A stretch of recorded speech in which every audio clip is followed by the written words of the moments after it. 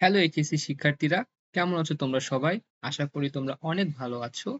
তোমাদের হিসাব বিজ্ঞান দ্বিতীয় পত্রের ভয় দূর করতে আজকে আমি নিয়ে এসেছি যশোর বোর্ড 2024-এর হিসাব বিজ্ঞান দ্বিতীয় পত্রের একটি গুরুত্বপূর্ণ সৃজনশীল প্রশ্নের সমাধান। আজকের ভিডিওতে আমরা শিখব কিভাবে কোম্পানির আর্থিক বিবরণী জটিল সমন্বয়গুলো খুব সহজে সমাধান করা যায়।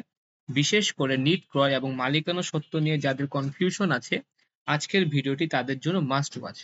পুরো সমাধানটি বুঝতে ভিডিওটি না টেনে শেষ পর্যন্ত দেখো। আর যারা চ্যানেলে নতুন, এখনই সাবস্ক্রাইব করে বেল আইকনটি চেপে দাও। তো চলো শুরু করা যাক। বন্ধুরা, স্ক্রিনে তোমরা যে প্রশ্নটি দেখতে পাচ্ছ সেটা হচ্ছে ছন্দ লিমিটেডের। এখানে একটা রেওয়া মিল দেওয়া আছে, তো চলো আমরা রেওয়া মিলটা দেখে নেই। ক্রয় 2,30,000 টাকা ডেবিট, 3,40,000 টাকা ক্রেডিট।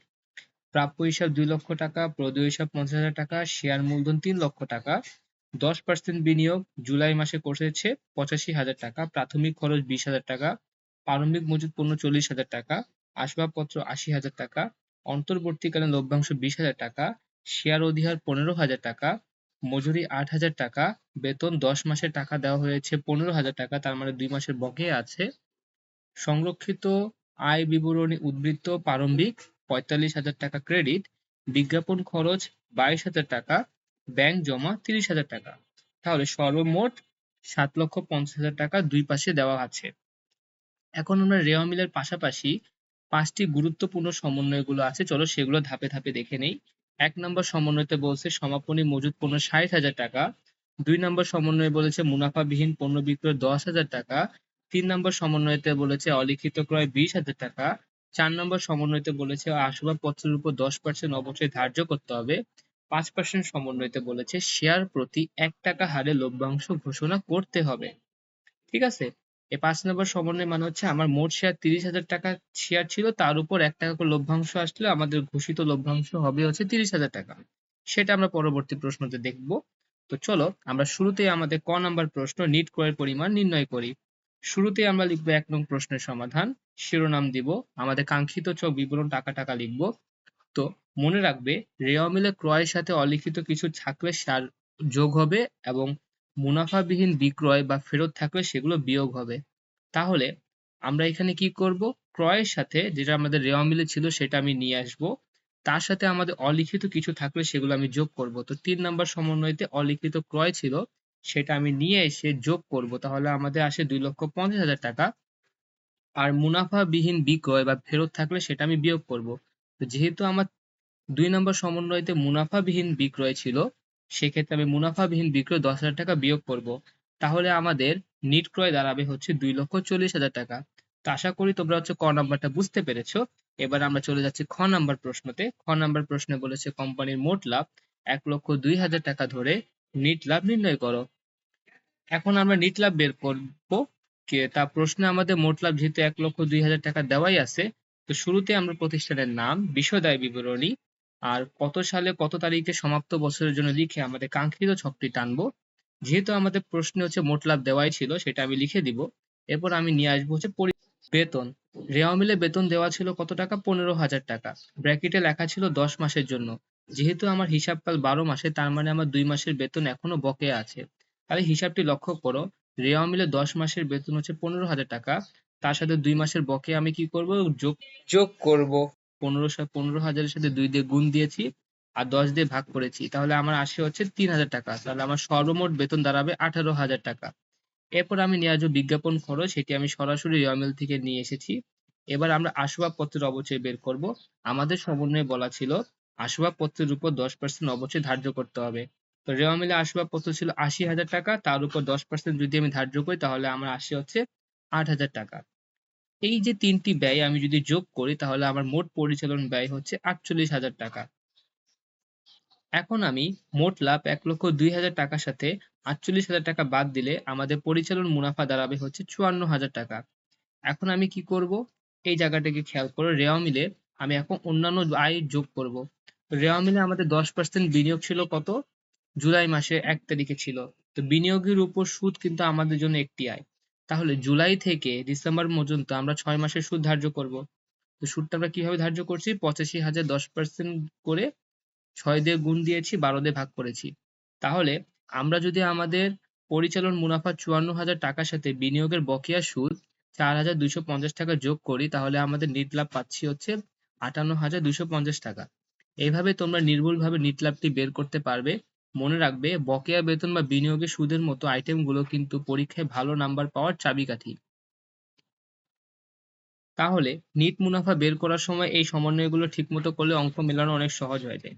শিক্ষার্থীরা, তোমরা একটু কারিগরি জ্ঞান সংক্রান্ত একটি বিশেষ নোটের দিকে খেয়াল করো যে কারিগরি জ্ঞান যখন একটি নির্দিষ্ট সময়কালের জন্য, যেমন ৫ বা ১০ বছরের জন্য ক্রয় করা হয়, তখন সেটি অদৃশ্যমান সম্পদ হিসেবে গণ্য করা হয়। কিন্তু কারিগরি জ্ঞান বাবদ যদি নিয়মিত ব্যয় করা হয়, তখন খরচ হিসেবে বিবেচনা করা হয়।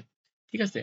অঙ্কে যাওয়ার আগে বিশেষ নোটটির দিকে আমি যেটা বলতে চাচ্ছি সেটা হচ্ছে, যদি একটি নির্দিষ্ট সময়ের জন্য, যেমন সেটা ৫ বছর হতে পারে বা ১০ বছরের জন্য যদি আমি কিছু কিনি, তবে সেটা কিন্তু অদৃশ্যমান সম্পদ হিসেবে বিবেচনা হবে। আর যদি এটা নিয়মিত কোনো ফি হিসেবে দেওয়া হয় বা নিয়মিত কোনো খরচ হিসেবে দেওয়া হয়, তবে সেটি হবে সাধারণ ব্যয় বা সাধারণ খরচ।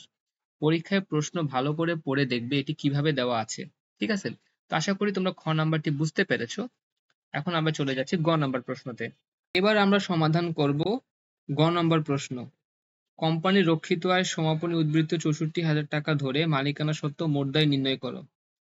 আচ্ছা, আমাদের আর্থিক অবস্থার বিবরণী অংশবিশেষ তৈরি করতে হবে। কোম্পানির আর্থিক অবস্থার বিবরণীতে শেয়ার মূলধন দেখানোটা বেশ মজার। তো চলো সেটা দেখি। শুরুতে আমরা প্রতিষ্ঠানের নাম, আর্থিক অবস্থা বিবরণী আংশিক অংশটুকু লিখবো, তারপর কত তারিখে প্রস্তুত করব সেটা লিখার পর আমরা আমাদের কাঙ্ক্ষিত ছক বিবরণ টাকা টাকা লিখে শুরুতেই শেয়ার মূলধন শিরোনামে আমরা প্রথমে আনবো হচ্ছে অনুমোদিত মূলধন। প্রথমে আমাদের দেখাতে হয় অনুমোদিত মূলধন। এটি হচ্ছে কোম্পানির নিবন্ধনের সময় নির্ধারিত সর্বোচ্চ মূলধন। যেহেতু আমাদের উদ্দীপকে এর কোনো সুনির্দিষ্ট পরিমাণ উল্লেখ নেই, তাই আমরা ঘরে ডট ডট করে এটি ক্লোজ করে দিব। এরপর আসে হচ্ছে ইস্যুকৃত, বিলিকৃত, আদায়কৃত মূলধন। এটি হচ্ছে সেই অংশ যা কোম্পানি বাজারে ছেড়েছে এবং টাকা পেয়েছে। আমাদের রেওয়া মিলে বলা ছিল প্রতিটি ১০ টাকা মূল্যে ৩০,০০০ শেয়ার। তার মানে আমাদের আদায়কৃত মূলধন হবে হচ্ছে ৩ লক্ষ টাকা। মনে রাখবে, শেয়ার মূলধনের এই শ্রেণীগুলো আলাদা করে ছকে দেখানোই হলো সঠিক নিয়ম। পরের ধাপে আমরা দেখব কিভাবে লভ্যাংশ এবং অন্যান্য দায়গুলো হিসাব করতে হয়। তো আমরা একদম খুব শেষে পর্যায়ে চলে এসেছি। এখন আমরা বের করব সঞ্চিতি ও উদ্বৃত্ত। আমাদের মূলধনের পরের অংশটি হলো সঞ্চিতি ও উদ্বৃত্ত। এখানে প্রথমেই আসবে সমাপনী সংরক্ষিত আয়। এটি তোমাদের প্রশ্নে আগের থেকে ৬৪,০০০ টাকা দেওয়া ছিল, তাই আলাদা করে বের করার প্রয়োজন নেই। এর সাথে আমরা যোগ করব শেয়ার অধিহার ১৫,০০০ টাকা, যা আমরা রেওয়া মিল থেকে পেয়েছি। তাহলে আমাদের মোট সঞ্চিত উদ্বৃত্ত দাঁড়াচ্ছে হচ্ছে ৭৯,০০০ টাকা। শিক্ষার্থীরা, এই জায়গাটা খুব মনোযোগ দিয়ে দেখবে। আমরা যে চলতি দায়টা বের করব, প্রদেয় হিসাব। রেওয়া মিলে ছিল ৫০,০০০ টাকা। এর সাথে আমাদের ৩ নম্বর সমন্বয়তে থাকা অলিখিত ক্রয় ২০,০০০ টাকা যোগ করতে হবে। কারণ অলিখিত ক্রয়ের ফলে পাওনাদার বা প্রদেয় হিসাব বেড়ে যায়। তাহলে আমরা যদি যোগ করি, তাহলে আমাদের মোট টাকা দাঁড়াবে হচ্ছে ৭০,০০০ টাকা। এরপর আমরা বের করব বকেয়া বেতন। আমরা খ অংশে অথবা বিশদায় বিবরণীতে যে ৩,০০০ টাকা বকেয়া বেতন বের করেছিলাম, তা এখানে দায় হিসেবে বসে যাবে। এরপর আমরা বের করব ঘোষিত লভ্যাংশ। ৫ নম্বর সমন্বয়ে বলা ছিল শেয়ার প্রতি ১ টাকা লভ্যাংশ দিতে হবে।